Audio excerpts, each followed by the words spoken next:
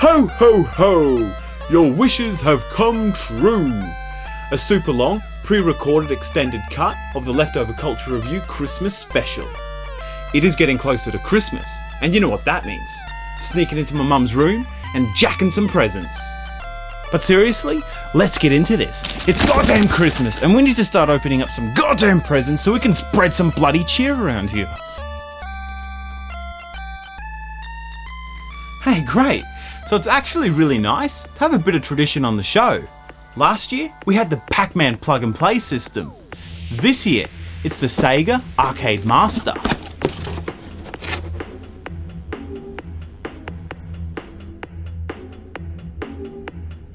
I'm no purist. I love Sega, but it's hard to deny, this thing makes a sweet display piece.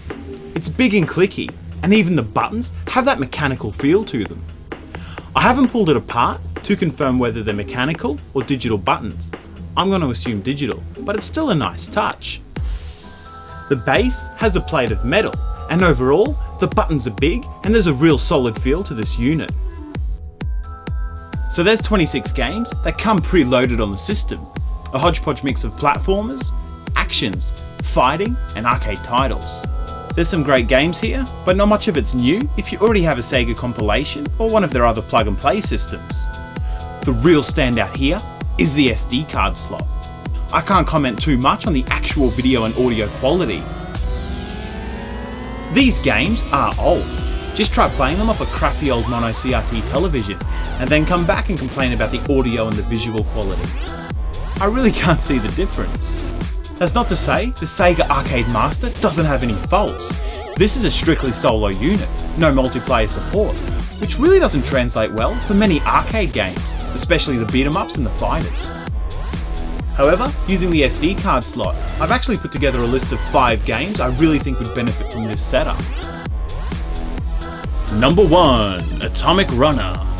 We can start at A, because I freaking love Atomic Runner. How do you take a game like that and make it better? With a massive joystick. The simple fluid control scheme just matches up perfectly with the arcade stick, and it's still a solid title. Not particularly as exciting because it's not a hard game to get your hands on, but that brings us to number 2 on this list. The Punisher. From the arcades, Punisher isn't an easy port to find on the Mega Drive, but honestly, it's still a lot of fun. The arcade stick at least gives it a little bit more arcade authenticity.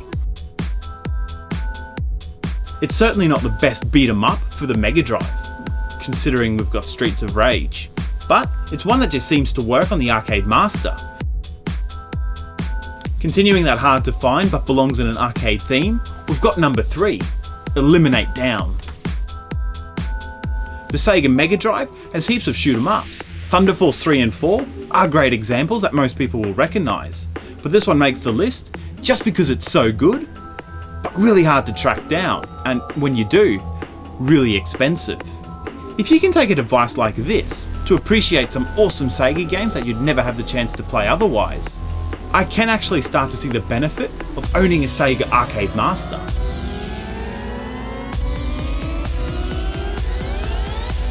Alien Soldier. This is another expensive Sega exclusive, only released in Europe and Japan and developed by Treasure. It's a run and gun game that pushed the Sega hardware to its limits, but it's unique in the sense that this game is basically a boss rush with over 30 bosses to fight through. And to round out number 5 on this list, I was really tempted to go Panorama Cotton, another Japanese exclusive. It's an on-rail shooter that'll cost you a lot of pocket money. But instead, I'm giving Exo Squad a plug for spot number 5. This game can get a bit pricey if you're hunting down the Mega Drive version, but it does combine the on-rail shooting with some side-scrolling action, and even a versus mode. These 3 modes feel incredibly arcade, match it up with an arcade stick, and you can give this overlooked, sometimes pretty average game a bit more personality. Not particularly rare or exciting if you're stateside, but it's at least worth checking out on the Sega Arcade Master. So with a bit of tradition out of the way, let's sit back, boot up a different TV, and check out the main feature, a Leftover Culture video game review. So last year for Christmas, I flew to Germany, and it meant I missed out on my Neo Geo X arriving in Australia, but it did get me thinking. Germans? Airports? Christmases? Actually got me thinking about a very special Christmas. 1990. It's going to be really hard taking a fair look at a game like Die Hard Trilogy without looking at all three games. Die Hard, the first game on the disc, is set in the Nakatomi building, and it's basically an adventure action game. Find the bad guys, shoot them dead, disarm the bombs, and save the hostages. Die Hard with a Vengeance has you racing around the city, disarming bombs. And they're both goodish games. I mean, they are 3 games on the one disc. Die Hard with a Vengeance hasn't really held up with its jumpy collisions.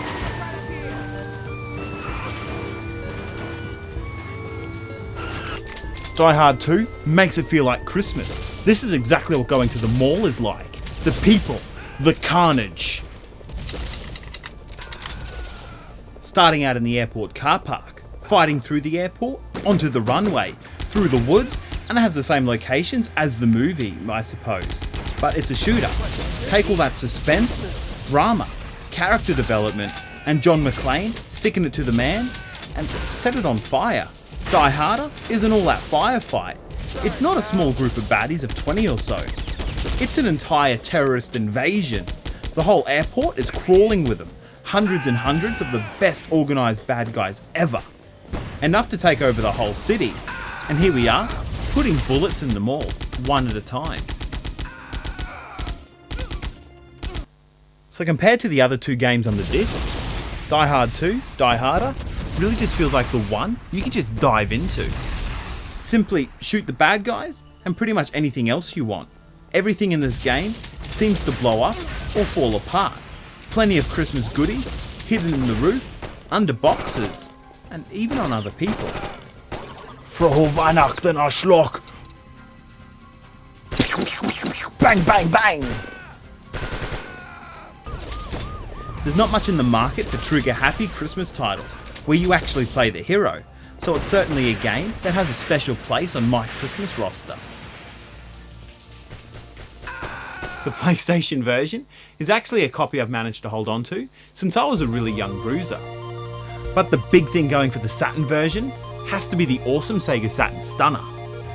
No light gun on the PlayStation can compete with Sega's own, pulled straight from the arcades, perfect for delivering Christmas cheer, one bullet at a time. All the footage you've seen for the review is from the PlayStation version. It just handles the carnage better, but strangely, only works with third-party light guns. Die Hard Trilogy isn't a game I boot up all year round. In a lot of ways, it's aged pretty terribly. But even if the game hasn't aged that well, there's still some real charm in these games that came out during that transition phase between 2D sprites and 3D polygons. Both the PlayStation and the Nintendo 64 felt like they dipped their toes in that murky transition stage water, but the Saturn kinda lived in it. Christmas is a great time for reflecting on the past. I did this last year as well, but if you want to check out my first ever Christmas review, check out eSWAT from 2011. It's old and rough, but it features some classic bruiser. Or watch last year's Christmas special here, complete with Pac-Man Plug and Play review.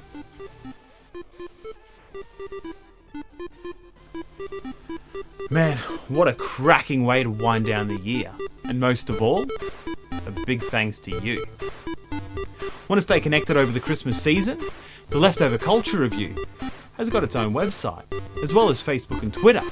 Send me a message, or just harass me over a different channel.